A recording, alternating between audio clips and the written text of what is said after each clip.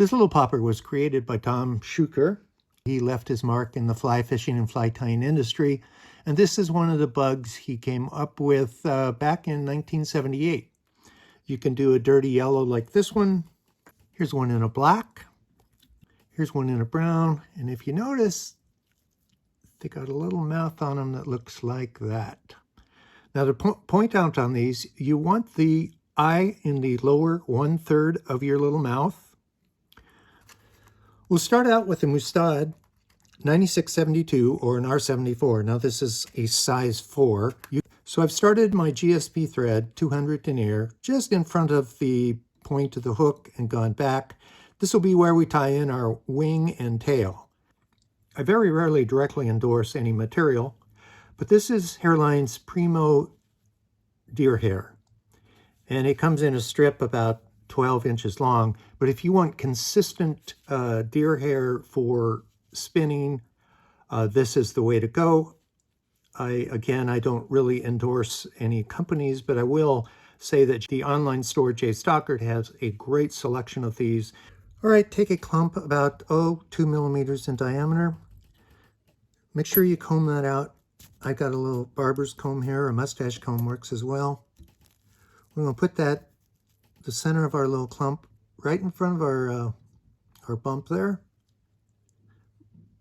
Use it at a 45-degree angle till you get everything around it. 2 wraps, and then we're going to spin it and turn it. And go in front. You'll see that some of the hair will get caught in the gape of the hook there, and just kind of fluff that out.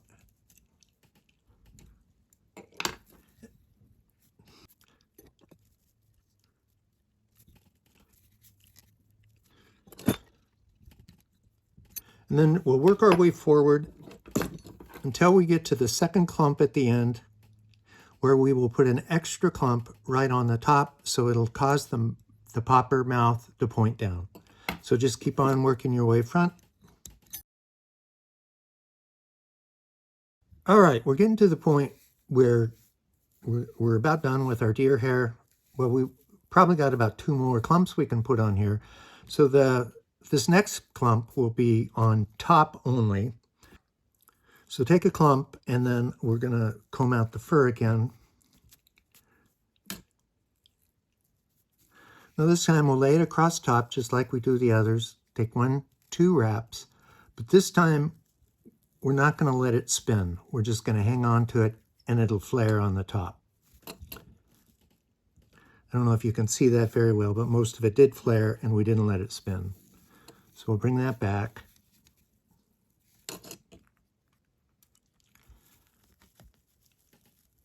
That'll cause our mouth to point down. So it looks like we can do 1 more.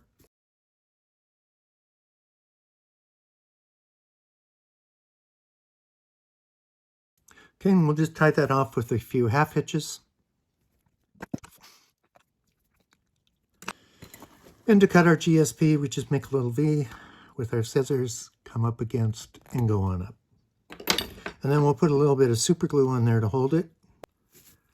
Okay, kind of fluff it even around there. Then we're going to trim it and make a barrel out of it.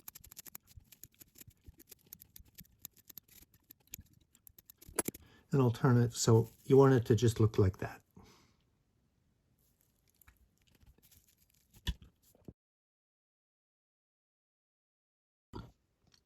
After the first trimming of our fly, we need to separate where our mouth is going to be and our head.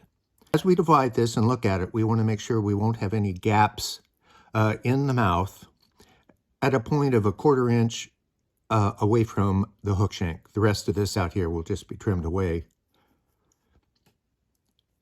All right, after separating it, and you like what you see, take some waxed dental floss. Now hanging on to, I'll call it the short section here, this is what we're going to wrap over. Now the wax will prevent the epoxy from sticking. So we're just going to work our way through there.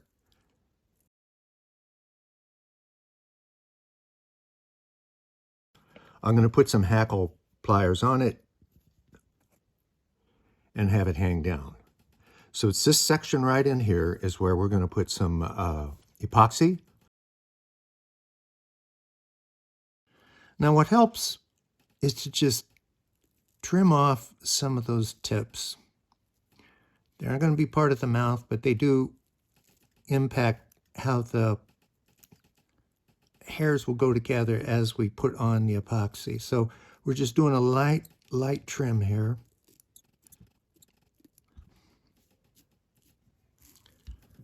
Okay, so it looks like that.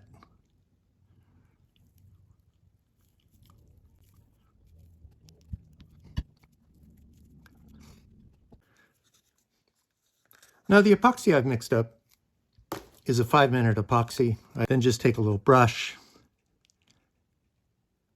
and brush it on there.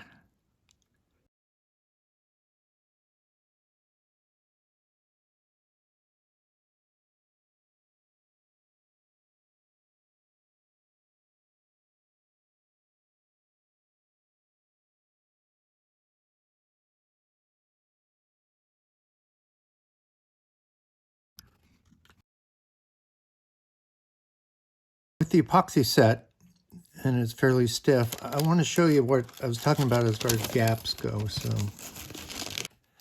you can see there's a few spots that didn't get filled in by the deer hair. There's one right there and one over there. So when I use the epoxy again, and we're going to use it for putting in our eyes, I'll make sure that's filled in so it's solid. So now we're just going to trim our mouth. The bottom is going to be fairly close to the eye and come around.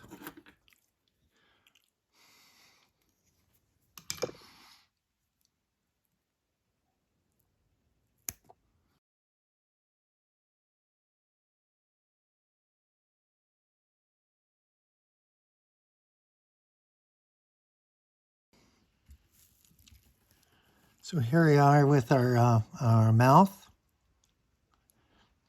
And now we're going to make our head just a little bit bigger than our mouth. And we'll barber that. We want the bottom to be flat so we can start there.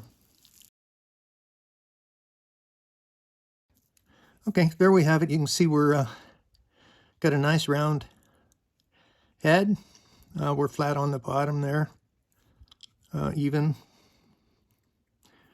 with our mouth. We're leaning forward a little bit. We actually trimmed enough off that we only have a few gaps still left. If you like, now is the time to put on some eyes.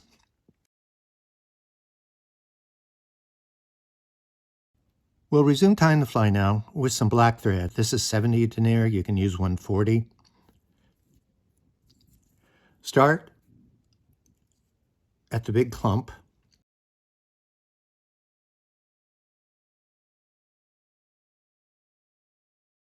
For our wings and our tail, we'll use a black calf tail. This was a white and I had to dye it. Comb everything out of it. It does have a little bit of underfur. Now this is about the size of diameter of 1.5 to 2 millimeters, or the lead of a number 2 pencil. We're just going to put that on top, make a couple loose wraps, get it where we want it. Now it should be about the length of the rest of the fly.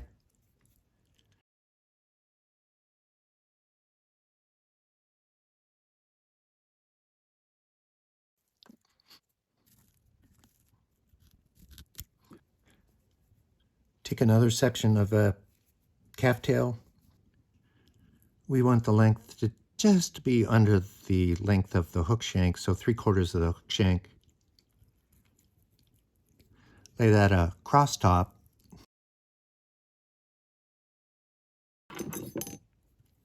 Adjust that to come straight out to the side. It'll look like that. We're going to come up underneath just to give it a little support. Okay. So we'll match that, bring that across. on the back side. Make sure they're both about the same length. They are not. Okay, so it will look about like this, these wings. Okay, we'll make a wrap under there. Now we'll trim off.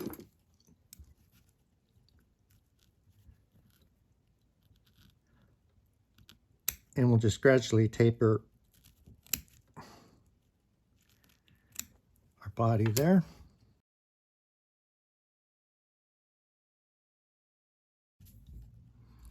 So we've made a nice tapered body. Now the original fly does not put dubbing on this. I'm going to put a little bit of dubbing on it just to help it float a little bit, give it a little more volume. And I'm going to use a black beaver. Beaver's a great dry fly dubbing.